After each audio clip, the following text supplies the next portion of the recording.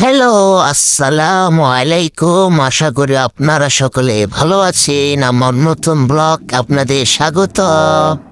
আপনাদের মাঝে নিয়ে আসলাম নতুন একটা ভিডিও।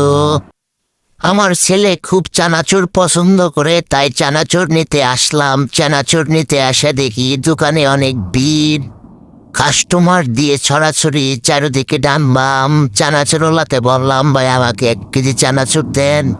সে আমাকে দিতেই পারতেছে না, এত ব্যস্ততার মাঝে তার সময় যাচ্ছে।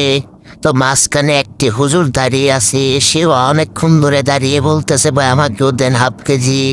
হাফ 1 কেজি চানাচুর, হাফ 1 কেজি বিস্কিট দেন, দিতে পারতেছে না, এত কাস্টমার। তো রিজিকের মালিক আল্লাহ, ব্যবসাকে কখনো ছোট করা যাবে না। আমাদের মুক্তাগাছা বড় মসজিদের সামনে এই লোকটি সবসময় বেচে। ভ্যান গাড়িতে করে নিয়ে আসে বিস্কিট, বেকারির অনেক রকম মাল। তার ভরপুর বেচাকিনি থাকে, আল্লাহর রহমতে তার বেচাকিনি কোনো কমতি নাই। তাকে জিজ্ঞাসা করলাম, ভাই আপনার বেচাকিনি? সে বললাম, ভাই ও সময় পাচ্ছিল না, আমি চানাচুর নিয়ে নিলাম, ঠোঙ্গার ভিতরে নিয়ে আমাভাবে শুরু করে দিলাম। ভাই বললাম, ভাই পলিথিন দেন। পরে পলিথিন দিল, পলিথিনে 1 কেজির মতন তুললাম। তোলার পরে দেখি 900 গ্রাম হয়েছে, 900 গ্রাম 100 গ্রাম শর্ট আছে।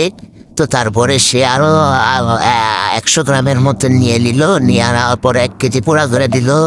কিন্তু সে সময় পাইতেছে না মাপার জন্য। আরো 2-3টা মহিলা অনেক ব্যস্ততার মাঝে তার দিন যাচ্ছে।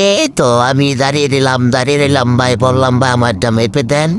তো মেপতেছে না, অন্য টাকা নিয়ে দাঁড়ায় রয়েছি। টাকা দিব 1000 টাকার নোট। সে বলতেছে, ভাই আপনি একটু দাঁড়ান, অনেক কাস্টমার আসছে, আপনার বড় নোট, তাই ভাঙতি দিতে পারতেছি না, সবাইকে বিদায় করে দিয়ে আপনাকে দিচ্ছি ভাঙতি। তা আমি বললাম, ভাই ওকে ঠিক আছে, আমি দাঁড়াইলাম, আপনি সবাইকে ভাঙতি দিয়ে দেন, আমি পরে নিচ্ছি।